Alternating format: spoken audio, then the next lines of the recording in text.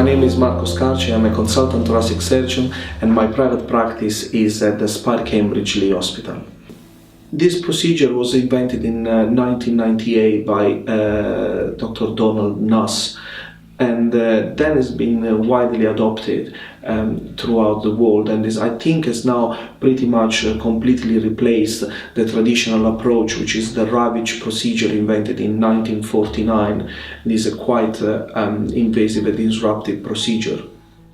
Pectus Excavatum, otherwise known as funnel chest, it's more common than you might imagine. We don't know exactly the incidence of this condition is, because it varies greatly in the medical literature. So beach-oriented societies such as Australia or California had a much higher incidence of this condition, while UK condition is less, probably because there isn't that much self-awareness like when you go to the beach all the time. But let's say that the incidence varies between one case in 400 up to a case in 1,000. These are the reported data.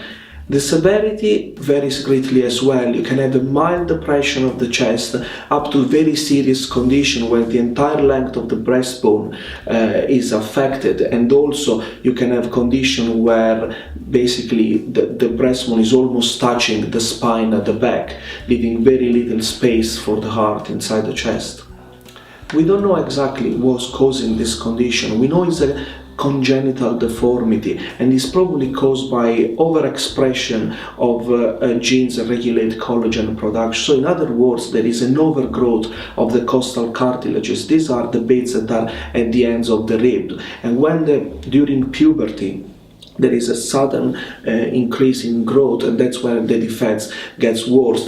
One of the common myths is that the defects will get better or will disappear after puberty. That's not the case. In fact, it tends to get worse. As I said, this varies greatly. You can have a mild depression in the sternum up to a very serious condition that affects the entire length of the breastbone, and could be also quite lateral, so going beyond the nipple line, and some could be very deep, so maybe where the back of the breastbone almost touches the vertebral bodies, leaving very little space for the heart inside the chest. The diagnosis of Pectus Excavatum is essentially clinical, just with examination of the patient. Of course, you can do a CT scan to really measure an Aller index, which is often reported in the medical literature.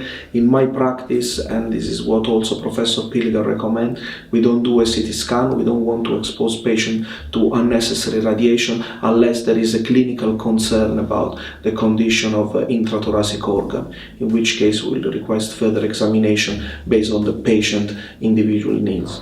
There are other treatment options apart from surgery, mainly the use of magnets and vacuum bell.